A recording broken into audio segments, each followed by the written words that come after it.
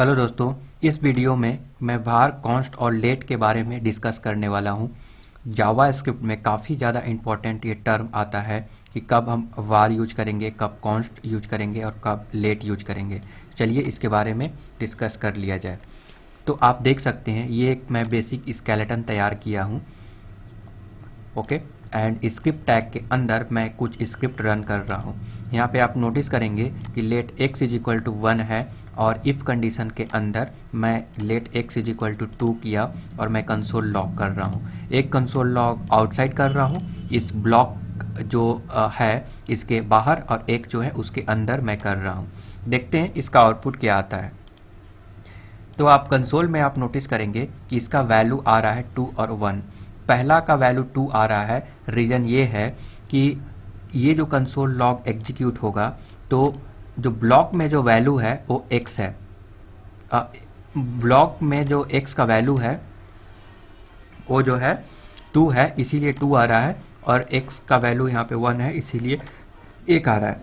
इसका मतलब ये है कि ये जो x का वैल्यू है, ठीक है, आप रीअसाइन कर रहे हैं, चेंज कर रहे हैं, तो ये चेंज नहीं हो रहा है, राइट। इसका मतलब क्या है, इसका स्कोप केवल ब्लॉक स्कोप है, इसके अंदर ही ये काम करता है। अगर आप इसी लेट के जगह पे अगर वैर यूज करते, ठीक है, वैर हो या लेट हो, आप वेरिएबल को डिफाइन करने के लिए यूज करते हैं। अगर हम यहाँ पे वैर अगर यूज करते तो क्या होता, तो चलिए एक बार देख लेते हैं। उसके बाद मैं अभी रिफ्रेश करूँगा तो देख सकते हैं 2 और 2 दोनों बार 2 ही आया। रीजन कि यहाँ पे x का वैल्यू क्या था, 1 था। तो जब जावा स्क्रिप्ट जब पार्स हो रहा था तो उस दौरान जो भी वेरिएबल्स है उसका वैल्यू, इनिशियल वैल्यू अनडिफाइंड होता है और फंक्शंस पॉइंट करता है फंक्शंस का कोड को।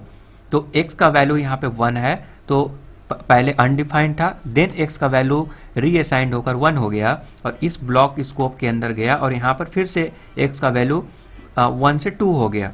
तो नाउ अब जो x का वैल्यू मिलेगा वो बाहर भी 2 मिलेगा और अंदर भी 2 मिलेगा। बट आपका रिक्वायरमेंट कुछ इस प्रकार है कि ब्लॉक के अंदर जो वैल्यू है वो जो है चेंज ना हो, मीन्स बाहर का जो वैल्यू है वो चेंज ना हो, तो उसको बोलते हैं ब्लॉक स्कोप, ठीक है। तो ब्लॉक स्कोप के लिए आप लेट कीवर्ड यूज कर सकते हैं। तो आई होप कि आपको समझ में आ रहा होगा। नाउ अनदर एग्जांपल लेते हैं इसको अच्छे से समझने के लिए। तो अभी के लिए मैं इसको कमेंट कर देता हूँ। Now let's look at this example. यहाँ पे आप नोटिस करेंगे कि वैर है, वैर a इज इक्वल टू 1 और b इज इक्वल टू 2 है। नाउ इस इफ ब्लॉक में ये क्या है, ब्लॉक है। ब्लॉक मतलब क्या, ये जो कर्ली ब्रेसेस है इसको ओपन और क्लोज कर देंगे ना, इसके अंदर जो कुछ भी लिखेंगे उसको ब्लॉक माना जाता है, ठीक है। तो चलिए हम इसको दिखाते हैं। तो यहाँ पे नोटिस करेंगे कि a का वैल्यू 1 है और b का वैल्यू 2 है। नाउ इस ब्लॉक के अंदर आपने दो कंसोल किया है। एक कंसोल a, इसका वैल्यू क्या आ रहा है, आपने डिफाइन कर दिया 11 और b का वैल्यू 22। नाउ यहाँ पे आउटपुट क्या आएगा और यहाँ पे आउटपुट क्या आएगा, चलिए देखते हैं एक बार। तो मैं यहाँ पे पेज रिफ्रेश कर रहा हूँ, आप नोटिस करेंगे 11 22 11 2 वाई। देखिए पहला आया 11, दूसरा आया 22। रीजन क्योंकि ये ब्लॉक के अंदर है, ये जो कर्ली ब्रेसेस है उसके अंदर है। तो a का वैल्यू जो है, a का वैल्यू 1 जो है रीअसाइंड हो गया क्योंकि वैर यहाँ पे कीवर्ड यूज किया गया है। बट लेट यूज करने के वजह से b का वैल्यू जो है असाइन नहीं हुआ, सॉरी ब्लॉक के अंदर ये असाइंड हो गया।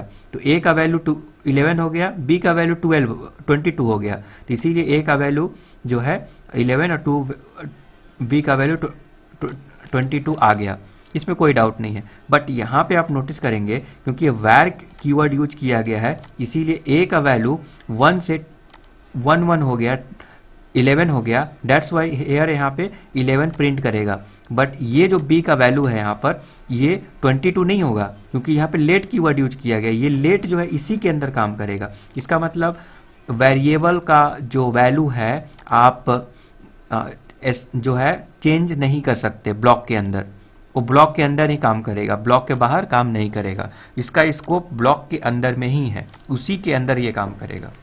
चलिए कुछ टर्म हम लोग समझ लेते हैं। where is a functional scope. Now आपके मन में एक और क्वेश्चन आएगा कि सपोज दैट हम इस where को, अगर हम where a is equal to को ही हटा दिए और ठीक है इसको हटा दिए और यहाँ पे where इज इक्वल टू 11 है, तो अब आउटपुट क्या आना चाहिए? चलिए एक बार देख लेते हैं। तो देख सकते हैं ये आउटपुट ऑलमोस्ट सेम है। यहाँ पे देख सकते हैं ये 11 आया, ये 22 आया और a का वैल्यू यहाँ पे अगेन 11 आया। तो a का वैल्यू आप इसके अंदर डिक्लेयर कर रहे हैं तब भी ये काम कर रहा है। ओके, अब लेट से v को हम लेट बोलते हैं और v का वैल्यू यहाँ से रिमूव कर देते हैं। अभी क्या होना चाहिए? लेट सी, v का वैल्यू यहाँ से मैं रिमूव कर दिया। ये v का वैल्यू क्या प्रिंट होता है ये चेक करते हैं।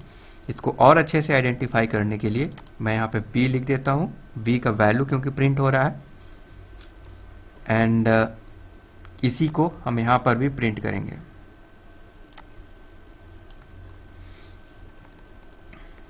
Control S। नाउ रिफ्रेश कर रहा हूँ, देख सकते हैं v का वैल्यू 2 और v का वैल्यू 2 यहाँ पर भी आ रहा है क्योंकि लेट यूज करने से इसके अंदर भी b का वैल्यू आ रहा है ऊपर से। इसका मतलब ये है कि अगर ब्लॉक के बाहर अगर लेट यूज करते हैं तो ब्लॉक के अंदर तो वो जो है यूज कर ही सकते हैं, क्योंकि जावा स्क्रिप्ट का ऐसा प्रॉपर्टी ही है कि आप जो है जो चिल्ड्रेन है वो हमेशा पेरेंट के वैल्यू को एक्सेस कर सकता है। तो सबसे पहले वो अपने स्कोप में, अगर सपोज दैट ये जो है फंक्शनल स्कोप, सपोज दैट एक फंक्शन है तो फंक्शनल स्कोप है, तो अगर उसमें अगर कोई वैल्यू नहीं मिलता है तो उसके आउटसाइड वो फाइंड आउट करने का प्रयास करता है। उसी टाइप से ये ब्लॉक स्कोप है, ब्लॉक स्कोप के अंदर उसको वैल्यू नहीं मिला तो उसके बाहर फाइंड आउट करेगा और ये जो है बी का वैल्यू वहाँ पे अंदर में मिल गया। तो ये तो बेसिक चीज़ें हैं जो आई थिंक आपको पता होनी चाहिए, बस जस्ट मैं आपको रिमाइंड करा दिया तो आप समझ गए। Now war is a functional scope. अब वार फंक्शनल स्कोप कैसे है, तो देखिए उसके लिए आपको मुझे एक फंक्शंस क्रिएट करने पड़ेंगे। चलिए एक फंक्शंस मैं क्रिएट कर देता हूँ। अब लेट तो समझ के, लेट का स्कोप क्या है, ये जो स्कोप है लेट का वो ब्लॉक स्कोप है। ब्लॉक मीन्स ये जो कर्ली ब्रेसेस है ये एक ब्लॉक हो गया, इसके अंदर ही यूज किया जा सकता है। इट मीन्स इफ कंडीशन में, इफ के बाद आप ये वाला साइन देते हैं, यू नो, ओपनिंग और क्लोजिंग कर्ली ब्रेसेस, या फिर फॉर लूप हो गया, ठीक है, तो फॉर लूप में ये देते हैं। तो इस प्रकार से आप इसको बोल सकते हैं ब्लॉक स्कोप। और ये ब्लॉक स्कोप में आप लेट यूज कर सकते हैं। वो लेट जो है उसी ब्लॉक के अंदर काम करेगा, उसके आउटसाइड काम नहीं करेगा। Now var is a functional scope. देखिए var को समझने के लिए ये समझना पड़ेगा कि अगर var अगर आउटसाइड है, ठीक है, कोई फंक्शंस के अंदर नहीं है, अगर वो विंडोज ऑब्जेक्ट में आता है, तो फिर अगर वो आउटसाइड है, इसको बोलते हैं ग्लोबल ऑब्जेक्ट। अगर ग्लोबल है, किसी फंक्शंस के अंदर नहीं है, तो फिर वो जो है एक्सेसिबल होगा हर जगह। और अगर var अगर फंक्शंस के अंदर डिफाइन कर दिए तो जाहिर सी बात है फंक्शंस के अंदर ही उसका स्कोप होगा। फॉर एग्जांपल मैं var a is equal to 1 लेता हूँ, var a is equal to 1, और मैं एक फंक्शंस यहाँ पे डिफाइन करूँगा, फंक्शंस लेट से x, ठीक है। अब यहाँ पे मैं कंसोल लॉग करता हूँ a। नाउ जो आउटपुट यहाँ पे आएगा वो a का वैल्यू यहाँ पे 1 आएगा। वाई? बिकॉज इसके स्कोप के अंदर, फंक्शन स्कोप के अंदर ये फाइंड आउट करने का प्रयास करेगा कि a का वैल्यू यहाँ पे है कि नहीं है। तो a का वैल्यू यहाँ पे मिलेगा नहीं तो वो उसके आउटसाइड जाएगा, उसके पेरेंट्स में जाएगा। तो पेरेंट मीन्स सराउंडिंग स्टेट को से वो फाइंड आउट करने का प्रयास करेगा। तो उसको यहाँ पे a का वैल्यू मिल जाएगा 1, तो a का वैल्यू 1 जो है यहाँ पे प्रिंट होगा। तो चलिए हम यहाँ पर भी हम प्रिंट कर देते हैं। तो यहाँ पे नोटिस करेंगे 1 जो है ये कंसोल लॉग हुआ।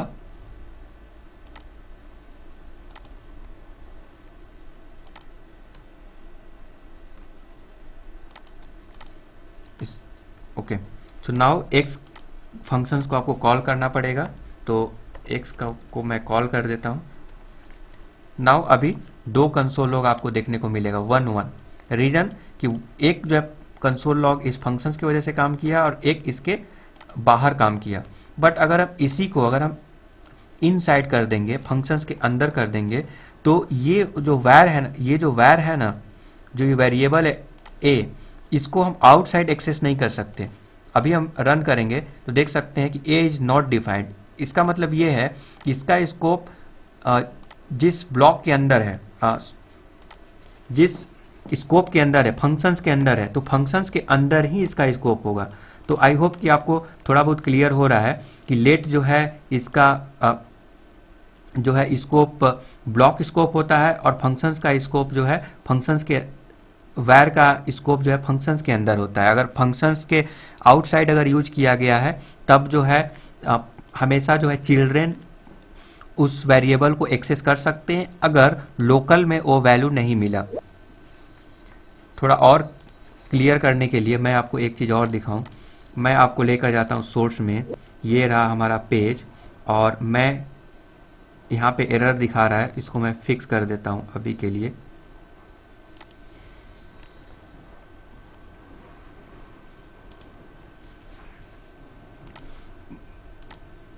मैं यहाँ पे ब्रेक पॉइंट लगाया और मैं इसको रन कर रहा हूँ।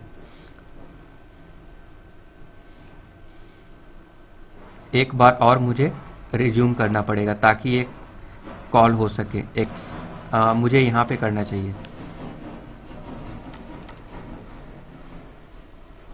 ओके, तो यहाँ पे आप नोटिस करेंगे कि ये जो स्कोप है, स्कोप जो है ग्लोबल स्कोप है, राइट। ग्लोबल स्कोप में फंक्शंस ए एक्स जो है फंक्शंस एक रजिस्टर किया गया है। आपको यहाँ पे ढूंढना पड़ेगा, कहीं ना कहीं आपको एक फंक्शंस मिल जाएगा जो एक्स रजिस्टर हुआ है, क्योंकि जावा स्क्रिप्ट क्या करता है, इनिशियल वैल्यू पार्सिंग के दौरान वेरिएबल का इनिशियल वैल्यू अनडिफाइंड स्टोर करता है और फंक्शंस को पॉइंट करता है उसके कोड की ओर। मतलब उसका एक अलग से अपना स्कोप होता है जिसके अंदर पार्सिंग एग्जीक्यूशन अगेन फिर से होता है, ठीक है। तो यहाँ पे आप नोटिस करेंगे एक्स यहाँ पे ढूंढना पड़ेगा, बट एक्स आपको यहाँ पे मिल जाएगा। की वैल्यू पेयर में मेमोरी में स्टोर होता है। तो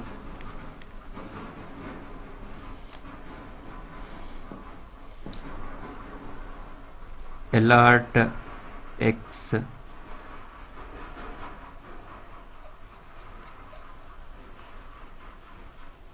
ये देख सकते हैं ये एक्स। नाउ एक्स को एज अ फंक्शंस ये स्टोर किया हुआ है, देख सकते हैं ये फंक्शंस है, एक्स का फंक्शन, इसका इंफॉर्मेशन ये स्टोर किया हुआ है और फंक्शंस का एक अपना स्कोप होता है। तो अगर हम फिर से इसको रिज्यूम करें तो आप नोटिस करेंगे कि ये पॉइंट कर रहा है यहाँ पर। अब ए का वैल्यू आप यहाँ पे नोटिस करेंगे तो लोकल में ए का वैल्यू 1 है। अगर लोकल में ये वैल्यू नहीं मिलता और आप कंसोल करने का प्रयास करते तो ये इसके पेरेंट, इस पेरेंट का मतलब इसके पेरेंट को एक्सेस करने के लिए लोकल में हम लोग विंडोज ऑब्जेक्ट को टारगेट करते हैं, क्योंकि इसका पेरेंट तो विंडोज है, राइट। तो इसीलिए यहाँ पे विंडोज ऑब्जेक्ट यहाँ पे देखने को मिल रहा है। अगर इसके फंक्शंस के अंदर ये फंक्शंस होता तो ये जो है क्लोजर इसको बोलते हैं, ठीक है।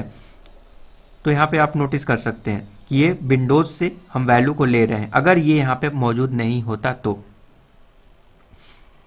आई होप कि आपको समझ में आ रहा होगा।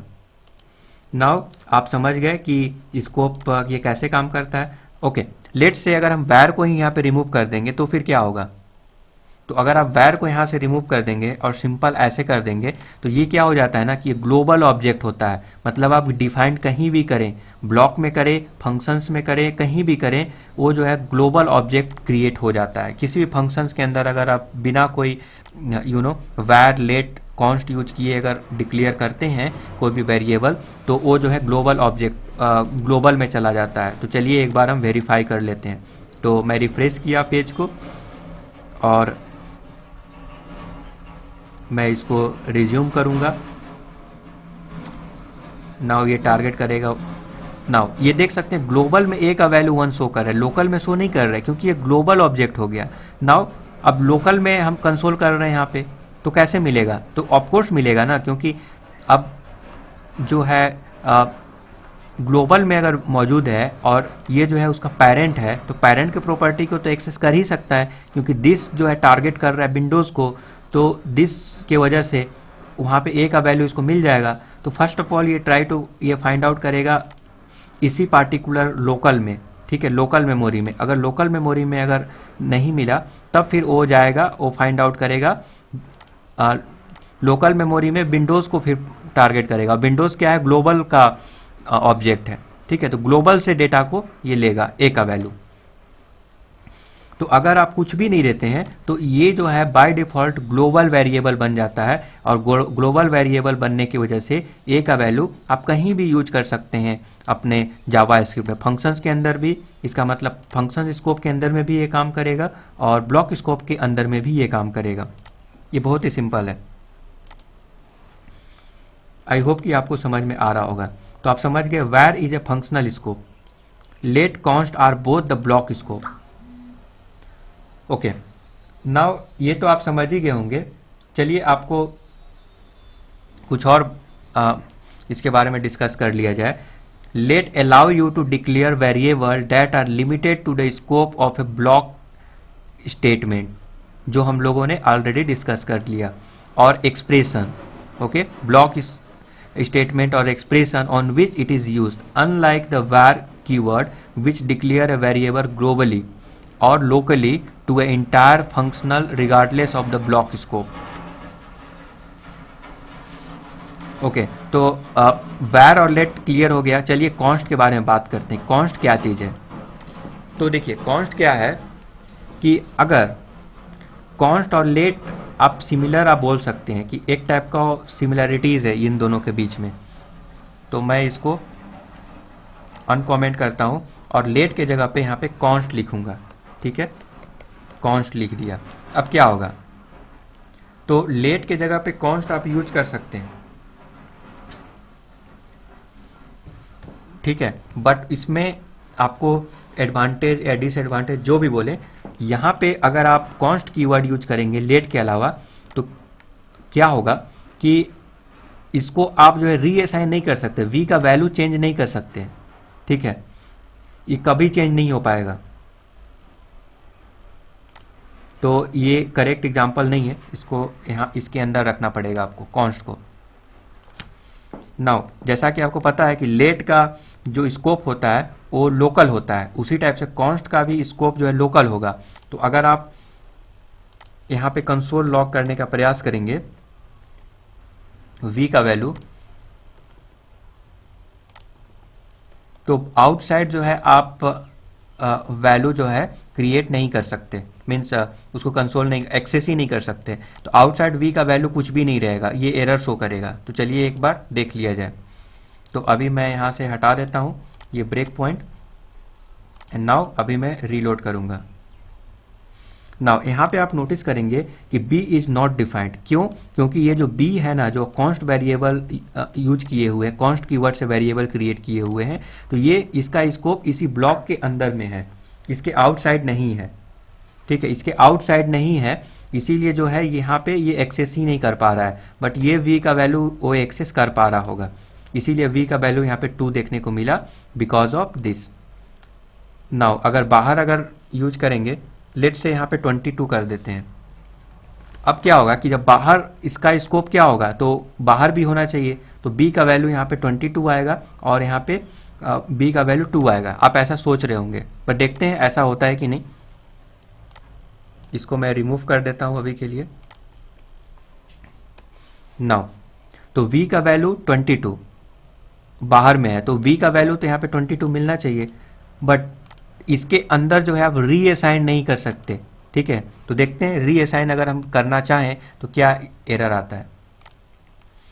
तो यहाँ पे देख सकते हैं v का वैल्यू 2 यहाँ पे यूज कर पा रहे होंगे because of this, and v का वैल्यू 22 यूज कर पा रहे होंगे, क्योंकि ये जो v है ना, इसके अंदर एक्सेस नहीं हो रहा है। अब हम इसको रिफ्रेश करके अगर रीलोड करें तो 22,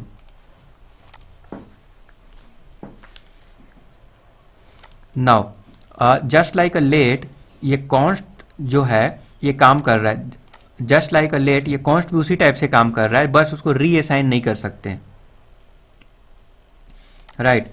तो रीअसाइन इट मीन्स दैट कि आप वैल्यू को आप चेंज नहीं कर सकते, बट यहाँ पे ये चेंज क्यों हो पा रहा है, क्योंकि इसका जो स्कोप है, ये जो लोकल स्कोप है, लोकल स्कोप में इसका स्कोप इसी तक सीमित है, और कंडीशन क्या बोलता है कि ये जो है फाइंड आउट करने का प्रयास करेगा लोकल में, उसी के अंदर के स्कोप में फाइंड आउट करने का प्रयास करेगा। अगर वो वैल्यू मिल गया तो ठीक है, नहीं मिला तो ये आउटसाइड जाएगा। तो इसका मतलब क्या था कि मैंने यहाँ पे कमेंट किया तो ये जो है v का वैल्यू यहाँ इसके अंदर नहीं मिला तो ये बाहर गया, और वहाँ पे b का वैल्यू मिल गया तो यहाँ पे डिस्प्ले करा दिया, और कंसोल किए तो आ गया, ठीक है। तो बट आप जो है रीअसाइन नहीं कर सकते। इसका मतलब क्या है कि v का वैल्यू अगर आप यहाँ पे अगर उसका चेंज करना चाहेंगे, लेट से const v is equal to 34, तो ये आप नहीं कर सकते। देख सकते हैं यहाँ पे assignment to constant variable, assignment to constant variable, ये अनकॉट रेफरेंस एरर आ रहा है। यहाँ बाहर भी और इसके अंदर भी नहीं कर सकते। चलिए देखते हैं, यहाँ पर भी नहीं कर सकते असाइनमेंट टू कांस्टेंट वेरिएबल। इसका मतलब कि वैल्यू को जो है आप रीअसाइन नहीं कर सकते हैं, ठीक है। तो चलिए कॉन्स्ट से प्रयास करते हैं। तो जैसा कि आपको पता है कॉन्स्ट से यहाँ पे कर सकते हैं, क्योंकि लोकली कॉन्स्ट v जो है मिल जाएगा, इसको वेरिएबल एक मिल जाएगा, तो आउटसाइड हो जाएगा ही नहीं। तो असाइनमेंट का कोई सवाल ही नहीं यहाँ पे उठता है, क्योंकि ये जो स्कोप तो इसके अंदर ही है ना, इसके बाहर तो नहीं जा रहा है ये। तो अगर मैं यहाँ पे रिफ्रेश करूँ तो देख सकते हैं वो वैल्यू सक्सेसफुली मिल रहा है। क्यों? क्योंकि इसके अंदर ही स्कोप, इसका स्कोप इसी के अंदर है, इस वैल्यू का b का, तो इसके अंदर में ही फाइंड आउट करेगा। इस b को थोड़ी हम यहाँ पे एक्सेस कर रहे हैं, तो इसको असाइन नहीं कर रहे हैं। चलिए हम यहाँ पे डालें और अभी हम चेक करते हैं। अगेन यहाँ पे क्या बोल रहा है कि identifier b has already been declared. आप समझ सकते हैं कि b जो है ऑलरेडी डिक्लेयर्ड हो चुका है, तो हम फिर से डिक्लेयर नहीं कर सकते, मतलब रीअसाइन नहीं कर सकते, दोबारा से डिक्लेयर भी नहीं कर सकते। बट इसके अंदर क्यों काम कर रहा है? इसके अंदर इसलिए काम कर रहा है क्योंकि इसका जो स्कोप है, देखिए ये क्या है, ब्लॉक स्कोप है। तो सबसे पहले v का वैल्यू जब आप कंसोल किए तो ये इसी के अंदर फाइंड आउट करने का प्रयास करेगा। b का वैल्यू मिल गया 34, ये डिस्प्ले करा दिया, इससे आउटसाइड तो गया ही नहीं। अब b के अंदर अगर आप वैल्यू को चेंज करने का प्रयास करेंगे, लेट से 35, 45, तो ये काम नहीं करेगा। अगेन आपको एक एरर देगा, uncaught reference undefined to constant variable. Now अब तक आप ये समझ गए होंगे कि वैर जो है फंक्शंस के अंदर स्कोप होता है, और suppose that functions global object में ग्लोबली अगर आप डिफाइन किए हुए हैं तो विंडोज ऑब्जेक्ट में उसका स्कोप होता है, और इसको बोलते हैं ग्लोबल ऑब्जेक्ट, ग्लोबल स्कोप। तो ग्लोबल स्कोप रहता है, और फंक्शंस के अंदर अगर डिफाइन किया गया है तो फंक्शनल स्कोप होता है। फंक्शंस के आउटसाइड हम यूज नहीं कर सकते, फंक्शंस के आउटसाइड यूज करेंगे तो इशू आएगा। उसी टाइप से वैर तो समझ गए। अब लेट में क्या डिफरेंस है? लेट का स्कोप जो है वो ब्लॉक स्कोप होता है, मतलब ये जो कर्ली ब्रेसेस है ओपनिंग और क्लोजिंग, इसका मतलब इफ स्टेटमेंट लिखते हैं, ठीक है, फॉर लूप लिखते हैं, तो उसमें अगर आप यूज करना चाहें तो लेट और कॉन्स्ट का यूज कर सकते हैं। उसके अंदर ही स्कोप रहेगा, उससे बाहर स्कोप नहीं रहेगा, ठीक है। तो कोई भी ब्लॉक स्टेटमेंट हुआ या फिर कोई एक्सप्रेशन हुआ, उसके अंदर आप कॉन्स्ट या फिर लेट को यूज कर सकते हैं, जिसमें कॉन्स्ट का स्कोप जो होता है, कॉन्स्ट का जो वेरिएबल होता है उसको फिर से जो है रीअसाइन नहीं कर सकते, उसके वैल्यू को रीअसाइन नहीं कर सकते और दोबारा डिक्लेयर नहीं कर सकते। आई होप कि आपको समझ में आ रहा होगा।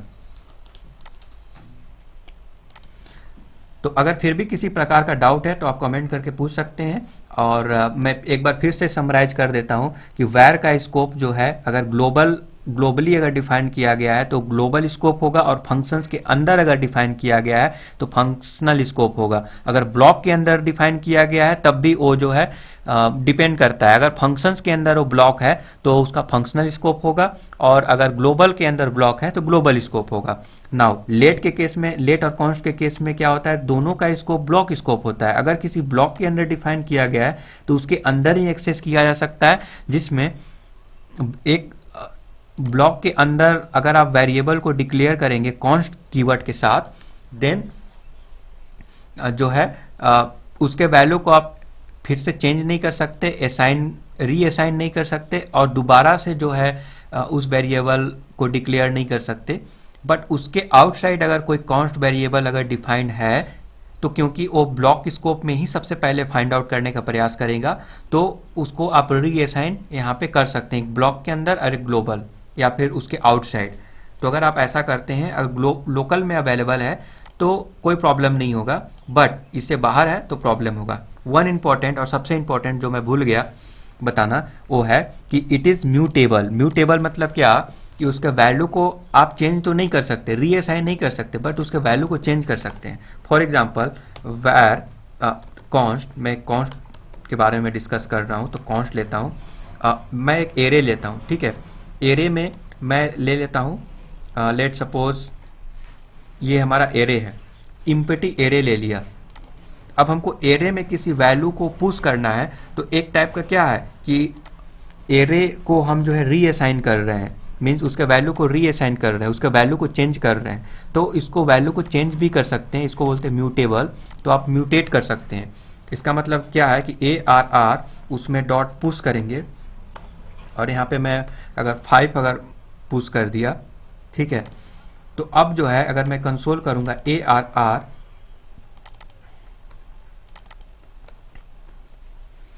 मैं यहाँ पे रिफ्रेश कर रहा हूँ। सो फर्स्ट मुझे इसको फिक्स करना चाहिए, तो चलिए इन सारे चीज़ों को मैं अभी के लिए कमेंट आउट कर देता हूँ।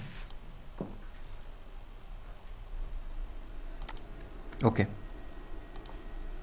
जब मैं यहाँ पे रिफ्रेश करूँगा तो ARR का वैल्यू 6 यहाँ पे मिल रहा है। आप देख सकते हैं कि एक जो ARR इम्पिटी एरे था उसमें वैल्यू को पुश कर सकते हैं, मीन्स उसको म्यूटेट कर सकते हैं, ठीक है।